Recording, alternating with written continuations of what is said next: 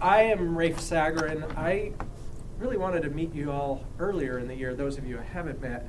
But the speed talks you did were, I guess, too quick. And so by the time I ambled over for my speed talk, everyone had already left.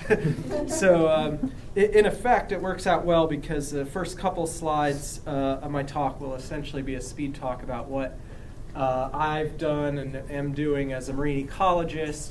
But I also work at the Nicholas Institute on marine environmental policy. And then this whole work that I'm mostly going to talk about today on natural security is, in my mind, it's a logical outgrowth of my marine biology work, and I'll try to explain that, but it does seem like a little bit of an orphan out there. The fundamental concept behind all of my research since I was an undergrad on marine ecology is that natural history matters. That is, basic observations of nature, not manipulated experiments, but just going out, taking very simple data in natural settings, taking a lot of it and putting it together in interesting ways to tell an ecological story. And that's kind of the theme throughout my research, which has been on basic biology, going after questions that are actually still out there on very well studied species like Pisastrocracius, the sea star on the Pacific coast. We took thousands of observations of these guys and their color and found some really interesting things about color polymorphism in these sea stars.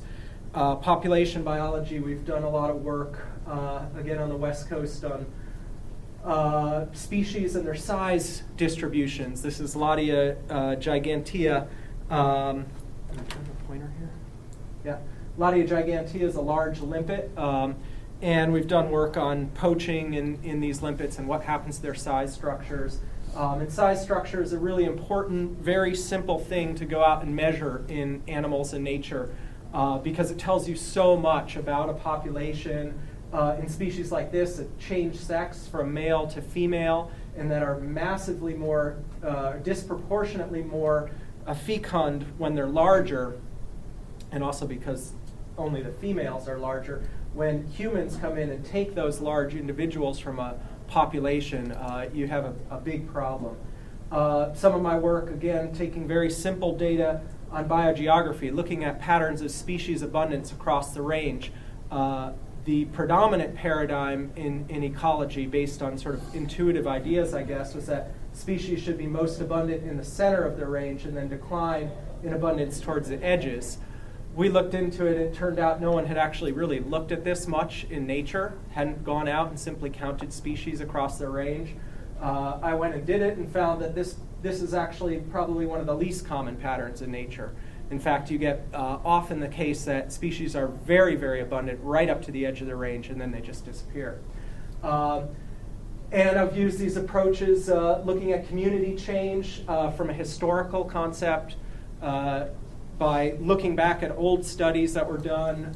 For example, studies done in the 1930s. This is Hopkins Marine Station in Monterey, and looking at those same exact areas again.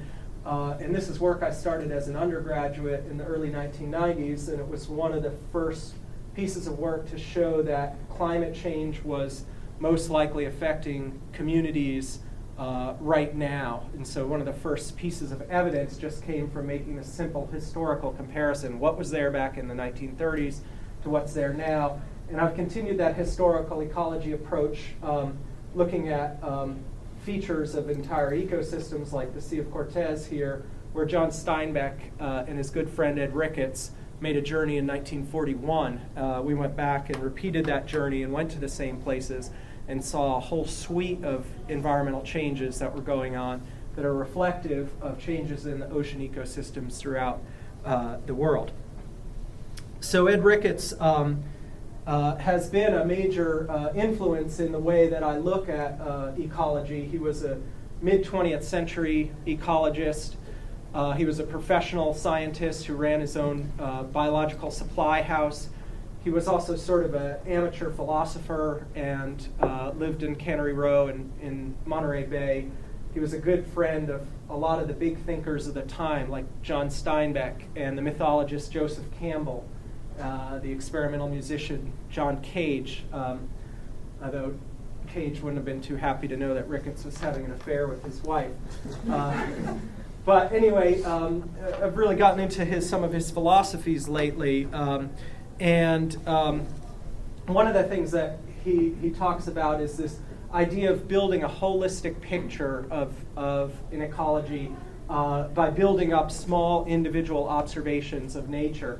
And at one point he said, I got to thinking about the ecological method, the value of building whole pictures. No one can controvert it. It would undoubtedly be good if political leaders would get to know that method. And that's sort of what drives a lot of the work I do at the Nicholas Institute. I want to take observations from nature all the way through the scientific process and then into the communication process where you're talking to policymakers and the public about what it means and how we can respond to these changes through political actions. So that drives my work on ecosystem-based management, for example, but it also drives this work that I'm going to talk about on security and how we can do security better in society. The most quoted line of the 9/11 Commission report, which came out a few years after the 9/11 attacks, was that 9/11 represented a failure of imagination. And that was a nice quote. I think it aptly summarized our failure to imagine the different ways in which we might be vulnerable. But it's been sort of completely overused and overthought to the point that we imagine almost anything to be a credible threat to our security. You're all familiar with the restrictions on airplanes, which would suggest that anything more than 3.5 ounces of crest is a threat to our security because you can only take 3.5 ounces of toothpaste on the plane. Likewise, the Botanical Gardens at the base of Capitol Hill is a beautiful, beautifully restored gardens. I used to go there and used to be able to just walk in there and relax. Now, of course, they've got all the security guards. So again, this imagination that someone's going to come up there and turn the whole thing into a big fertilizer bomb. It's certainly possible, but we just imagine anything. And so we try to develop security systems that are perfect, that try to think of every possible angle on security. And this is a really good recent article, just sort of highlights of what evolution is and isn't from New Scientist last April, which says you don't have to be perfectly adapted to survive, just have to be as well adapted as your competitors are. And so there's a couple important points there that aren't widely understood by people who don't understand evolution. And it's that idea of survival of the fittest, which is sort of a misnomer about evolution, that it's all about being the fittest, the most perfectly adapted. And that sort of feeds into this thinking about imagining anything to be a threat to our security. The other important concept here is the concept of adaptation itself and what it really means. I would say our biggest failures now are a failure of adaptation. That is, we don't create security systems that are at all adaptable. And here are three quick examples from the trivial to quite serious. I was trying to mail a package once a few months ago from Los Angeles. Well, actually from Santa Barbara to Los Angeles, a distance of about 90 miles. I put the package into a mailbox on the street, and several weeks later it appeared in my office here in Durham with a sticker on it saying any package over 16 ounces must be handed directly to a mail carrier or post office personnel. So right away I'm thinking, okay, this package that was going to go 90 miles from one post office to another has now traveled thousands of miles and stopped at many different postal facilities. And now if I actually wanted to use this to attack someone, I absolutely know what I need to do is I just put the target's address in the return address field instead of the main address field, and it will be delivered by the post office to them. Not an adaptable security system at all. The other one, close to home, is this NOAA facility on Pivers Island next to our marine lab. This one drives me crazy.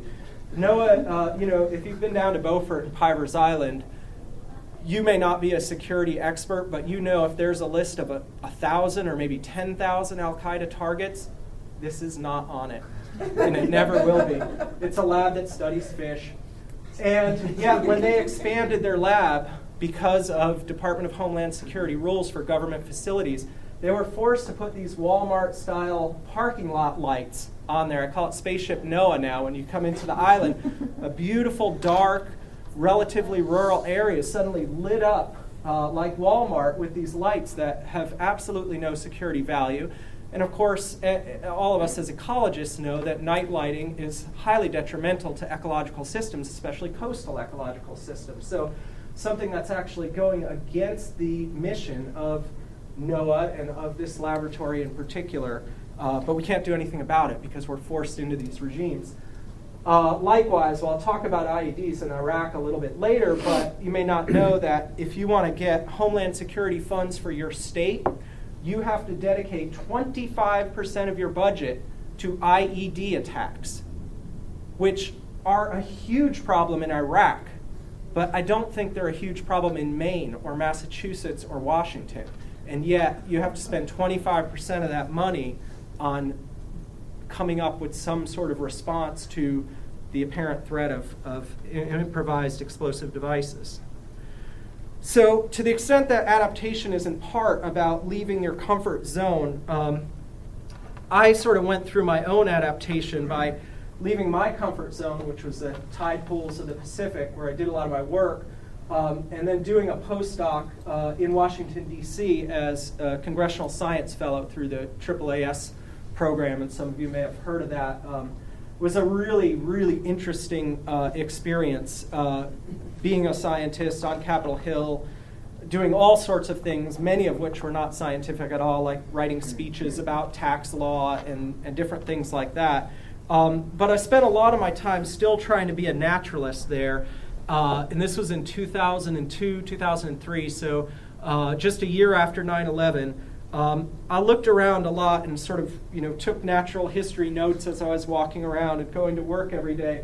And I clearly saw this kind of ecology of fear that was going on. There were barriers popping up everywhere around monuments. It was sort of like, these fungal rings that appear overnight. All of a sudden you'd see these Jersey barriers around everything.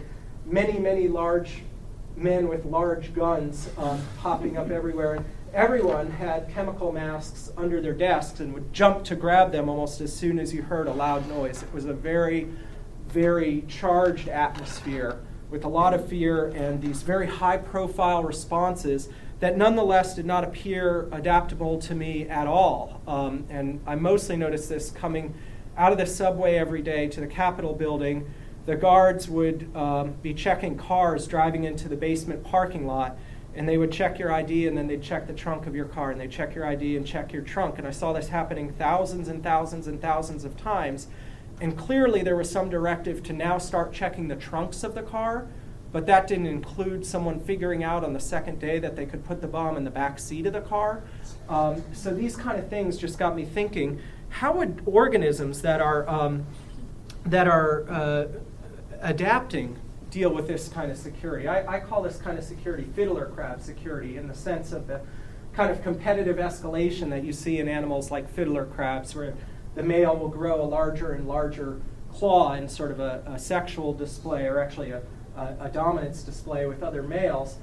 These kind of interactions, the kind of thing that we saw in the Cold War with the missile gap, and showing these May Day parades that the Soviets would have, and our air shows showing off our armaments and that kind of thing, they work fairly well when your opponent has fairly similar resource base it's working with that adapts in the same sort of pathway.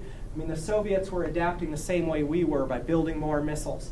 And it has, I'm putting rational assumptions in quotes here, but it's essentially has the same set of motivations that you might have. And also with an enemy that doesn't really want conflict. And you see that with a lot of organisms that grow these sort of appendages and things that, if they actually did get into real conflict, could be quite fatal. The same thing with the idea of nuclear conflict in the Cold War, and this idea of mutually assured destruction would actually keep us from engaging in an actual nuclear conflict. None of these things apply to the main threats that we're facing today, like terrorism, like new infectious diseases, like natural disasters. These kind of things don't apply. And so what we need to ask again is, what can biological organisms, adaptable organisms, tell us about security? After all, there has been 3.5 billion years of experience with dealing with unpredictable threats in the environment, and many, many millions of success stories and many failures as well. So I thought we should start thinking, what can we learn from these organisms? And I wrote a very short article in Foreign Policy on that, but when you start to get into biology as a biologist, you realize how little about biology you understand. And that being said, I understood even less about security and security systems and security policy. So what I did is call on a lot of friends by creating a working group at the National Center for Ecological Analysis and Synthesis, which is sort of the sister think tank to our NESCENT over here in Durham. And I got together all sorts of life scientists, paleobiologists, virologists, anthropologists, psychologists, as well as all sorts of security experts. And I was really amazed at how quickly security people jumped on this idea, because they really didn't have any new ideas. They were really rehashing a lot of old ideas.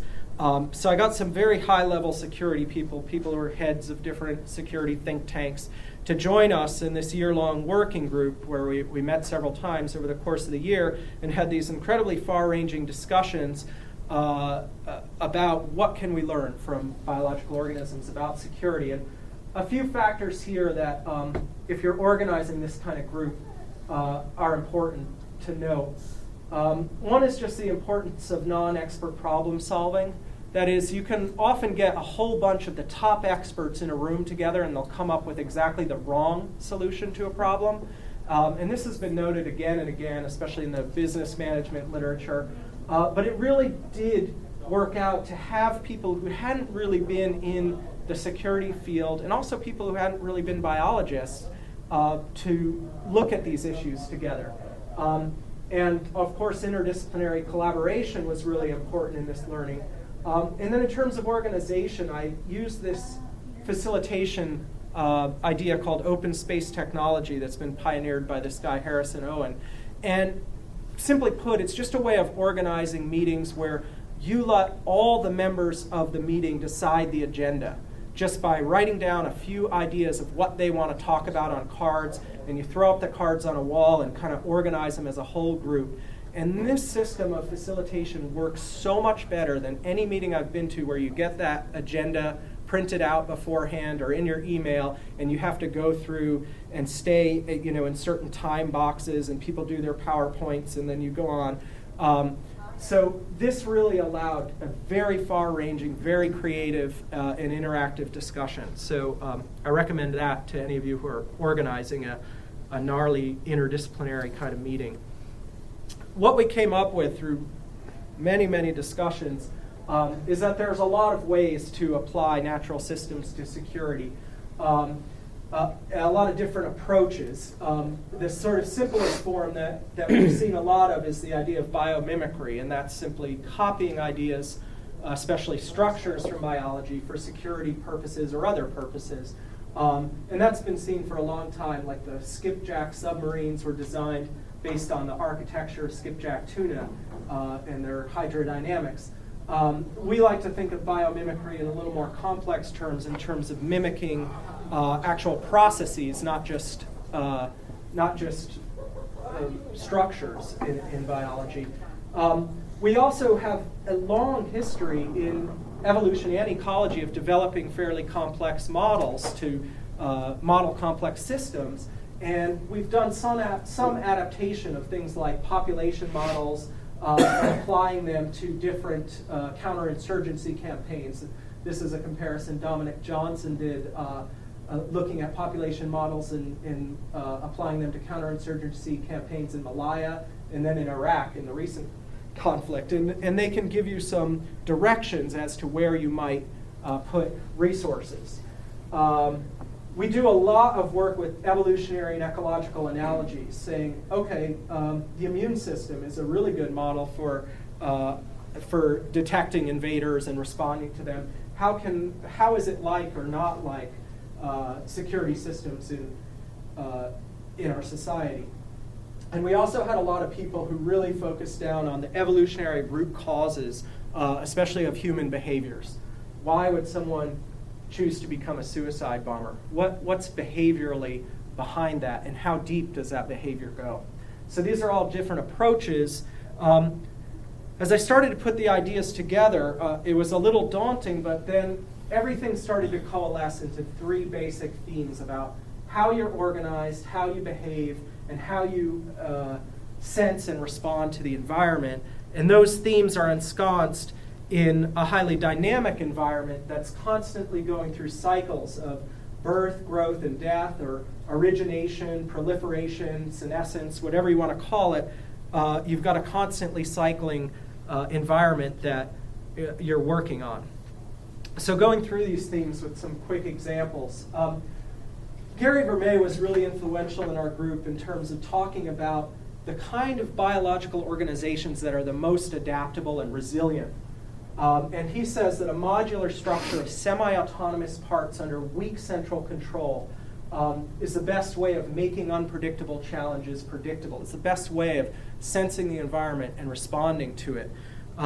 This is the idea that you see across the spectrum of biology and ecology, from suborganismal systems like the immune system, which can send out agents, understand the threat, and respond to it without a lot of back and forth with a central controller, or thinking about camouflage in species like octopuses, responding very quickly to the environment across the whole body, sensing the environment across the whole body. Or you can think about colonial organisms that have certain parts of the clone, certain clones that work on defense against other clones, and certain elements that just work on reproduction. So there's a lot of distributed sensing and responding to the environment. And to some extent, this occurs in sort of higher order processes like ecosystems, thinking about the work that Simon Levin does, but also thinking about networks at a whole bunch of levels. This is a network of proteins in a yeast, but you can also think about social networks, and everything in between there are sort of organized with a lot of autonomy and a lot of autonomous decisions going on. By contrast, some of the most high-profile responses we've had to security crises is exactly the opposite, building very centralized, very top-down structures like the Department of Homeland Security. And just as one example of how this fails, that little box there in this enormous hierarchical structure that goes all the way up around here to the Secretary of the Department, that is FEMA, the Federal Emergency Management Agency. The first major test of security post 9/11 was Hurricane Katrina. And FEMA utterly failed in their response there, talking to first responders, talking to the former governor of Louisiana. It certainly wasn't the only place to put blame, but a major problem with FEMA was that it was very unresponsive because it had to go through that structure. As a contrast and an indication that government can do this right, one example is the Darpa Grand Challenge. This is the really spooky defense advanced research projects agency that does a lot of strange projects, but one of the interesting ones is this Grand Challenge, where the challenge, the question, the sort of central idea, fairly simple, was design a vehicle that can navigate a complex course completely on its own. That was it. That was the whole length of the central control. And instead of contracting it out, as most military applications, to a single large corporation like Boeing or Lockheed, they just sent this challenge out to anyone. And university groups, especially engineering groups at universities, took up the challenge, all independently trying to solve this problem for a huge prize of $1 million, which is a fraction of the usual military procurement. The first year they came to the desert with their vehicles, and it was a complete disaster. Almost all the vehicles crashed in the first mile or two. But they learned and adapted their designs from one another and from their own failures. By the second year they came back, and almost every vehicle successfully met the challenge, and then they went on to more complex challenges. So here in a very rapid time, at a very low cost, you created a solution to a security problem. This idea of distributed sensing is popping up all over the place in what I call kind of a convergent evolution of ideas. Certainly, Vermeer's book deals with it a lot, Nature and Economic History, which is a fantastic book. But I'm seeing it in, for example, business. This book, The Starfish and the Spider, talks about how mainstream big box companies are having an incredible time trying to deal with challenges and competition from widely distributed organizations. And one of the central themes of this book is the battle between the recording industry of America and file sharing networks. And so these file sharing networks are just popping up and disappearing all over the place, and this big centralized group cannot successfully deal with this competition. Paul Hawkins' recent book on social activism also talks about this from the perspective of these small bottom-up organizations popping up all over the world, responding to local environment and social challenges, being much more successful than the big, large NGOs that are spending much more money trying to solve these problems. And Jean-Francois Richard, who was a former European World Bank president, has come around to saying the way we can solve these, what he calls 20 global challenges, is through these issues networks, these sort of self-organized networks of various experts from a lot of different fields coming around a problem, rather than, say, coming from a UN body that then dictates what the problem is we should solve and goes through its whole structure of who are the offices that have to get involved. Richard talks about creating these sort of self-organized networks around a central problem. So these are all variants on the same theme. Another important theme that we talked about a lot in our group is behaviors, both what we can learn from animals and why do humans do what they do. Organisms generally try to reduce uncertainty for themselves and increase uncertainty for their adversary. And so you get complex behaviors that essentially do this, like flocking in birds, or stalk and attack predators, which orcas usually aren't, but in this case, where they actually come up out of the water on these unsuspecting sea lions and then pull them back in the water on the receding waves, is a good example of increasing uncertainty for your adversary, if your adversary is your prey. Cicadas are another interesting example that appear en masse after long gaps of, say, 11 or 7 or 13 years. And for the most part, these different species of cicadas have different periodicity, but it tends to go along prime numbers, which is a difficult thing to adapt to if you're a predator with a yearly life cycle.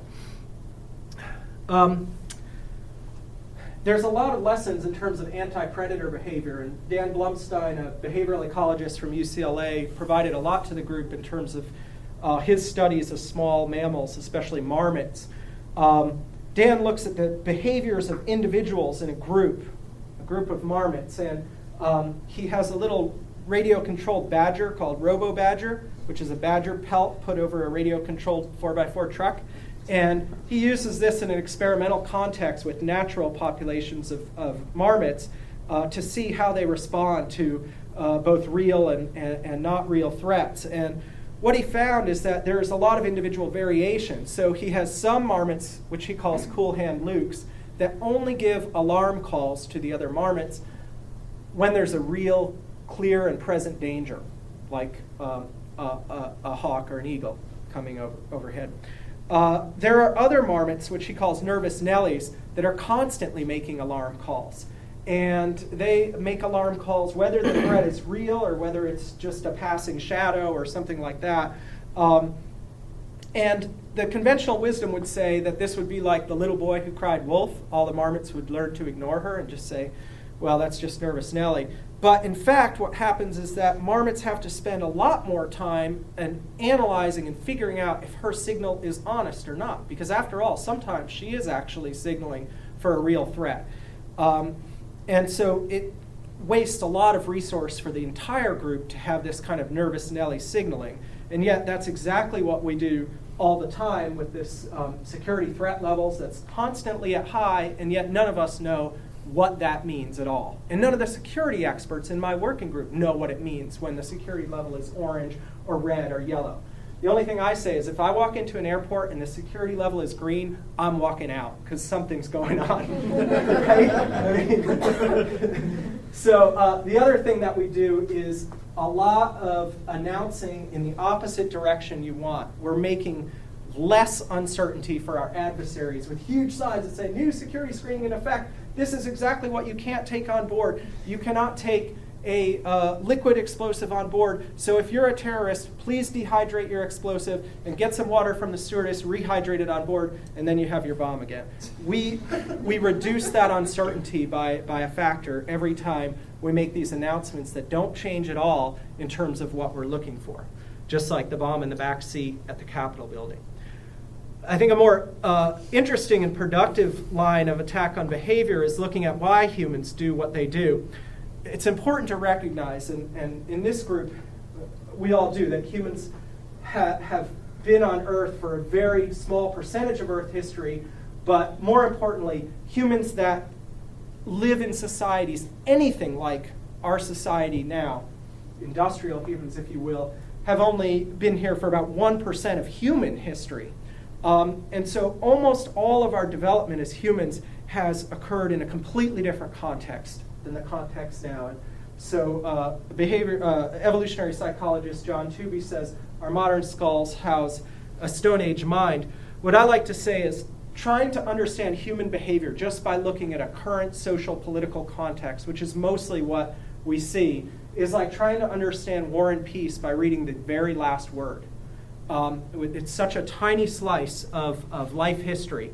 And I say life history because other members of our working group, Luis Villarreal, who's a virologist at UC Irvine, has been trying to trace back where do belief systems come from? Why do we as humans hold these beliefs so dearly? And Luis got into this kind of from a sidelong perspective because he mentors young Latino students at UC Irvine who come into his program, as he did coming up from places like East LA where he grew up, where Catholicism is very important, aspects of faith are very important. He has a really hard time. He tried for years to send his students through this boot camp that he designed to try to knock these beliefs out of their mind and try to get them to understand evolution without falling back to creationist myths and that kind of thing. And he could never do it. And so he tried to look at where does belief systems come from?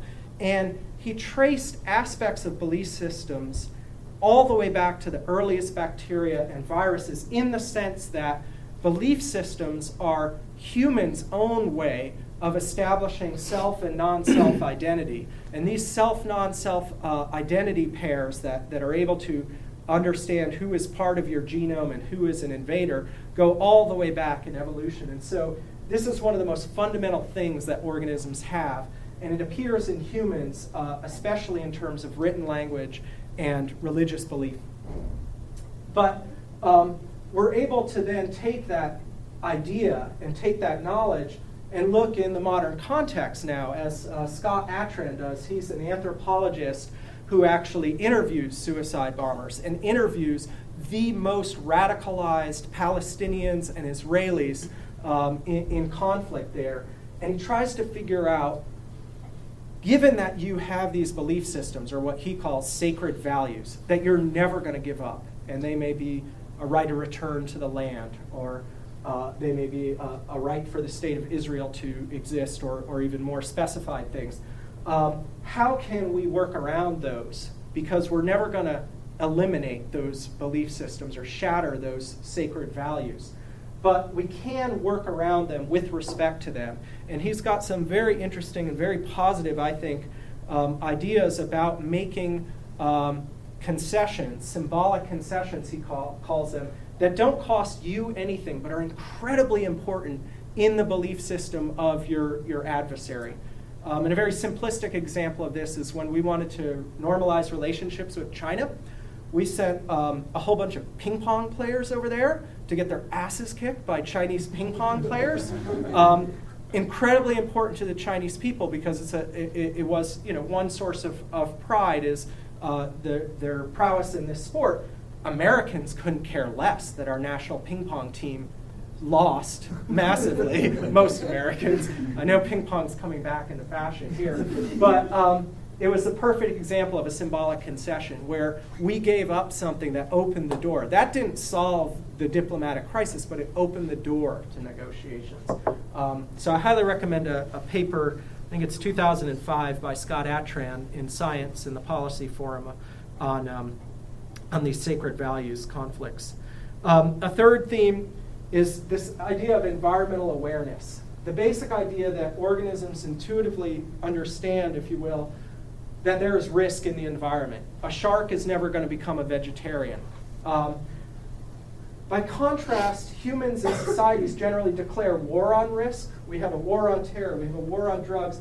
We even have a war on invasive species. Larson has a really nice piece in Frontiers in Ecology and the Environment on the problems of declaring war on invasive species. But they're all generally the same problem, which is that you cannot declare war on risk. There's always going to be these globally distributed risks. Now, we get sort of riled up in our ability to declare war on these things by past successes we've had with really big threats like smallpox or fascism in Europe. And we say, well, we took care of that. But those problems, as big as they were, had a very narrow scope of how to solve the problem and could be solved as long as you put enough resources into it, which is not the case with risk. And so I liken our wars more to this idea of stop plate tectonics, the shirt says some of my geologist friends have. It's that kind of silly notion that you can just stop this globally distributed concept that's been around as long as the planet's been around.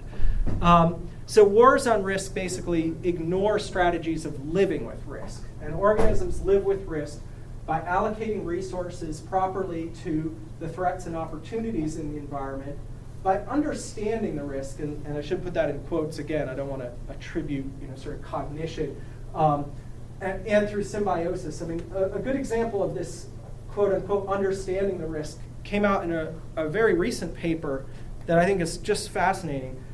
This was in 2007 at PNAS on squirrels, which I think we know everything about squirrels. Well, turns out we don't. Until this, I think this person was fooling around with IR equipment, infrared equipment in the lab, or lenses or something. But anyway, this behavioral study of squirrels showed that squirrels make alarm calls to predators. A lot of organisms do this to let a predator know, I know you're there, so you can't sneak up and kill me, so don't even bother. And that is highly effective defense. But squirrels understand the nature of the risk to such an extent that with birds and mammals, they make audio calls. They make alarm calls because those predators can hear. With snakes, they brush up their tail and wave it. The snakes don't hear, but they see well. But they differentiate between gopher snakes and pit vipers. And with pit vipers, which can see heat, they heat up their tail, but not with gopher snakes. So they have this very tailored response depending on the sensory input of their predator. So that's a good example of using resources to very carefully understand the risk in the environment. And of course, symbiosis is sort of what happens when your own body plan and your own behaviors cannot deal with all the risks or opportunities or needs in the environment. These symbiotic relationships develop to overcome those limitations. And this is really important. I think there's a really nice example of this going on right now. This is my co-editor, Terry Taylor, on the book that we put out, and a really important member of the working group. Terry Taylor was, I like to say he's James Bond. He basically has, James Bond's resume. He's a British military officer and later intelligence officer, became a head weapons inspector in Iraq. So for most of his life, a man of conflict and war, but has recently gotten very into disease surveillance networks and understanding the threats from both natural diseases and potentially diseases used as a biological weapon. And he's working with the Nuclear Threat Initiative, Sam Nunn's operation, and helping to facilitate these networks of health practitioners who are developing early surveillance networks for diseases. And the first network they created is actually a network of Israelis, Palestinians, and Jordanians all working together to alert one another when there are disease outbreaks in their respective countries. These are not top-down organizations. They don't come from the prime minister level.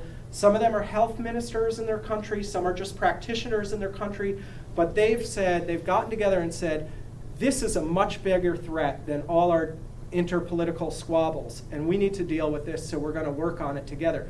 The same type of network has been organized in the 5 countries around the Mekong River, and also has incredible results. We all heard in the news how after the cyclone in Myanmar, aid workers couldn't get in there at all for weeks. In fact, Terry's networks were in there within 24 hours. And again, it was all operating kind of under the radar, bottom-up organization, but the countries tacitly realized, Myanmar and then the countries working with them tacitly realized that if we have a major disease outbreak because of this cyclone, this is going to be a much bigger problem than anything. So they quietly let these organizations come in. So these are symbiotic networks that are developing around natural security needs. And they're trumping political ideology.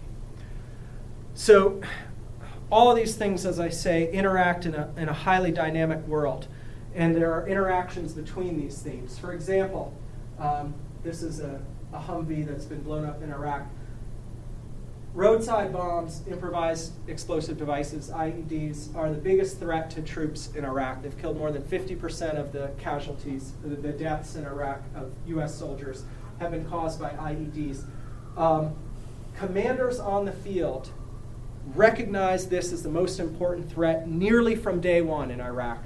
The commanders who were there and sensing the environment were saying back home, this is the biggest problem. If you've been following the news, it was only about 3 or 4 months ago that the very first vehicles designed with a V-shaped hull on the bottom to take this explosive power and spread it out and protect the troops inside came into country 5 years after we got there. So literally within days, we're getting the response from the field. This is where we need to adapt. 5 years later, after it goes through the organizational structure of our military development and procurement system, we get these vehicles in the field. And if you've seen pictures of these things or seen them on the road, they are enormous, very non-adaptable vehicles. And I guarantee if we stay there longer, there will be new roadside devices or other types of devices that can kill troops within those vehicles. Interactions of behavior and organization are also seen. Dominic Johnson and Elizabeth Maiden have a chapter in our book about why does it take a catastrophic shift, a paradigm shift, to change our behaviors about something like 9/11, to change the way we think about things. And in their analysis, it's a result of both our behavioral biases that developed in all this time, our minds developed in these ancestral societies, and in interaction with our organizational structures that are highly resistant to adaptive change. All of these interactions are occurring in a world that's constantly cycling through different patterns. And as biologists, most of us know this, but you can see from the cellular level to succession in ecological communities to entire development of species, we see these cycles of origination, proliferation, and then senescence or death. And our responses to events in our environment, security events, need to keep this in mind in terms of not responding to events once they've gone into a proliferative stage, like zebra mussels. This is a shopping cart that's been attacked by zebra mussels. I guess it's left in Lake Michigan or something. But that was a problem where clearly we got into the problem way too late.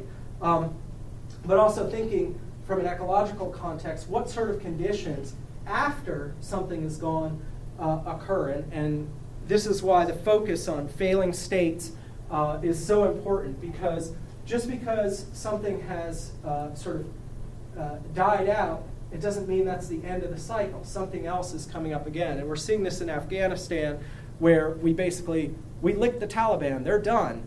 And then 2-3 years later, they're stronger than ever, because we took our eye off this cyclic idea, instead just thinking we're in a linear state where you cut off the Taliban and they're done. So some questions always come up when you're thinking about how do you apply this to society, and aren't humans different in some way? And the questions that I often think of and hear is, well, are humans really still under strong evolutionary control, or we've sort of removed ourselves from that? Or are we in fact insulated in some ways from this daily process of selection? Or are we able in some ways to control our own evolution? And I would say the answer to all these questions is yes. There are certainly many people in this world who have a daily struggle for survival, a daily struggle for basic resources and that kind of thing. Not a lot of them are decision makers, of course. In fact, most people who are making decisions about how we organize security in society are highly insulated from evolution. And the question is, how does this make us vulnerable? If we're not constantly challenged,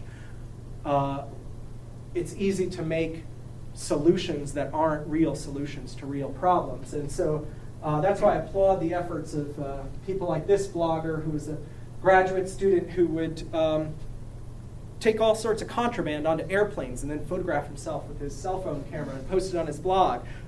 He was essentially testing these systems and showing that they were highly vulnerable. And to some extent, we can control evolution in society of what we do. We can be selective agents because we don't have the quote-unquote luxury that organisms have had, that is millions of years and thousands of bodies to test all sorts of things. It's not really ethically something that we would want to see happen with security systems, testing them in real-world situations. So again, we can sort of be our own selective agents as we figure out artificial tests of security systems. These are just all questions to ponder as we think about applying some of these ideas to security policy, and that's sort of where we're going now. We have a symposium. If you happen to be at the AAAS meeting in Chicago, awesome that they put it in Chicago in February. We'll have a symposium on the morning of February 13th on this, where some of the people I talked about will be presenting work, and then immediately following that, we're going to have a discussion with people who are much more on the pulse of security policy. Sam Noen and Gary Hart are scheduled to be there, and hopefully David Price, our congressman here who runs the Homeland Security Appropriations Committee, and have a discussion between scientists and policymakers about how we can apply some of these ideas to adapt our security systems. We have this book, which sort of gets into this edited volume with many of the ideas I talked about today as chapters in that book, and I have some information on that. I did. Basically, I'm in a phase now of sort of getting this idea out. We have the website that I loosely maintain of where we're giving talks and more information and that kind of thing. But what I'm finding is that every new audience I talk to has a new sort of response, and especially with the security people, it's making them think about these things a little bit differently, and many of them have very little experience with biology, and so it's a whole new perspective to bring into it. So it's been very exciting to kind of take this idea from nature and try to bring it all the way out to the policy end, and something that previously I had no experience with. So with that, I'll take your questions and ideas, and thanks a lot.